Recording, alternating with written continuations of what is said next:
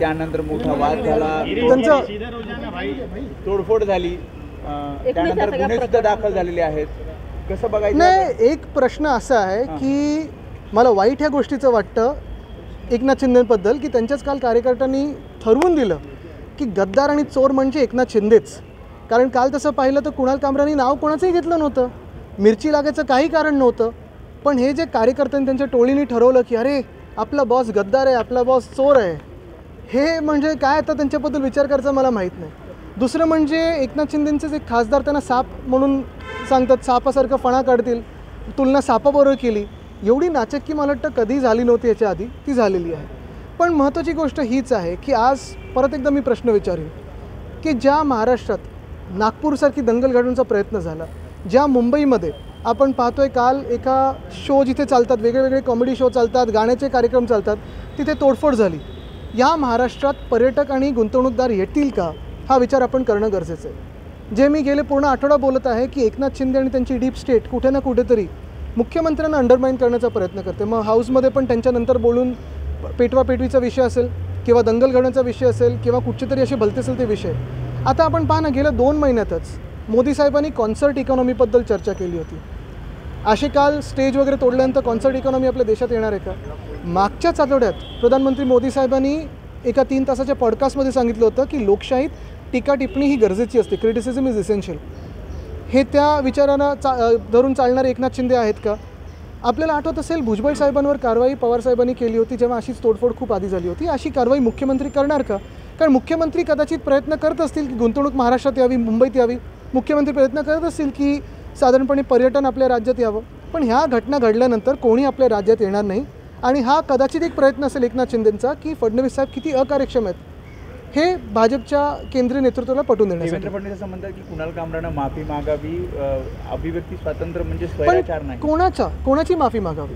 गद्दार आणि चोर हे एकनाथ शिंदेच आहेत असं मुख्यमंत्री पण मानतात का? कारण त्यांनी तर नाव घेतलं नाही आहे. काल पहिला जेव्हा मी व्हिडिओ पाहिला तो मला माहीत नव्हतं कोणाबद्दल बोलत होते.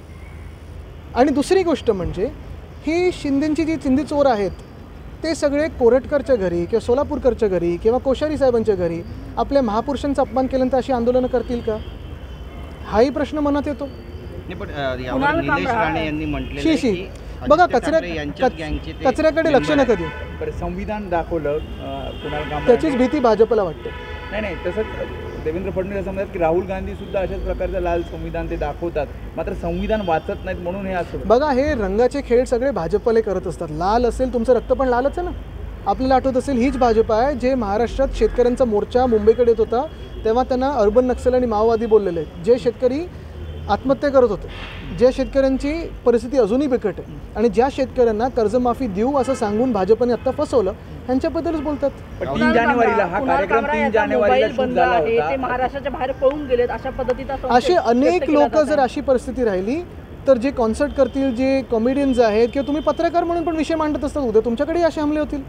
मुख्यमंत्र्यांची ही जबाबदारी आहे की ह्या अंडरमाइन करण्याच्या प्रोसेसला बळी न पडता त्यांनी त्यांचं वर्चस्व काय, त्यांचा धाक काय हा दाखवून द्यावा 3 जानेवारीला. आणि नाहीतर हे अशी आंदोलनं मग कोणी कोणाच्या विरुद्ध बोललं तर मग मुख्यमंत्र्यांनी कारवाई नाही करणार असं मुख्यमंत्र्यांनी सांगून द्यावं. 3 जानेवारीला हा कार्यक्रम शूट झाला होता, मात्र जे महत्त्वाचे विषय ते बाजूला ठेवण्यासाठी खास नाही काल आघाडी किंवा मग आपला पक्ष यामध्ये आहे असं शिंदेचे काल मिरची त्यांची शिवसेना नाही आहे. चोरांचं काही घेतलं तर चोराचं होत नाही, पण त्यांना मिरची का लागली काल हा प्रश्न आहे ना. मिरची का लागावी? गद्दार आणि चोर तेच आहेत का? त्यांना काय मनात लागलं असेल काल की गद्दार आणि चोर? बरं काल त्यांचा दुसराही व्हिडिओ आला आहे की त्यांचा पुण्यात ताफा जात असताना एका ॲम्ब्युलन्सला खूप वेळ थांबवून ठेवलं होतं. हे असे एकनाथ शिंदे आहेत. आता त्या हॉटेलवर अनधिकृत जे बांधकाम आहे त्याच्यावर हातोडा चालवला जातो मुंबई महापालिकेच्या. नाही, दुर्दैव असं आहे की आमचे मोदी साहेब जिथे कॉन्सर्ट इकॉनॉमीबद्दल बोलतात आणि क्रिटिसिझम इज एसेन्शियल बोलतात, त्यांचेच काही मित्रपक्ष असे वागत आहेत ही त्यांची बदनामी होते. दुर्दैव म्हणजे खरोखर मला वाटत होतं की मुख्यमंत्र्यांचं तर एवढं बहुमत आल्यानंतर महाराष्ट्रात स्थिरता, सुखशांती, समृद्धी येईल, पण ते न करता कदाचित हे काही एलिमेंट्स डीप स्टेटच्या त्यांच्या हाताबाहेर जात आहेत का हा प्रश्न पडतो.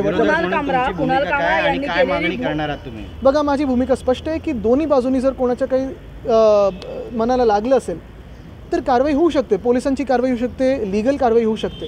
पण कुणाल कामरांनी नेमकं काय म्हटलं आहे की एकनाथ शिंदेनं झोंबलं आहे हे एकनाथ शिंदेने सांगावं. आणि दुसरी गोष्ट म्हणजे जसं नागपूरमध्ये ज्यांनी कोणी दंगल केली त्यांच्याकडून पैसे आकारले जातील आणि आकारून घ्यायलाच पाहिजे, काढलेच पाहिजे, तसं एकनाथ शिंदेकडून काढून घेणार का तोडफोडीसाठी आणि मुंबईच्या बदनामीसाठी, हे पण सांगा. कुणाल कामराच्या कवितेचं तुम्ही समर्थन करता का? बघा एक आहे, नाही समर्थन वगैरेची गरज नाही आहे. काल मी मला प्रश्नाचं उत्तर येऊ द्या की का जमलं, गद्दार आणि चोर एकनाथ शिंदेच आहेत का, हे स्वतः मान्य करतात का की त्यांच्या कार्यकर्त्यांनी ठरवलंय, ते त्यांनी सांगू दे.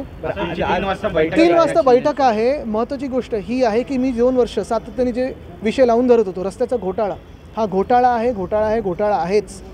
त्या घोटाळ्यावर मुख्यमंत्री EOW चौकशी लावतील का, एवढाच स्पेसिफिक प्रश्न. 100%. चला.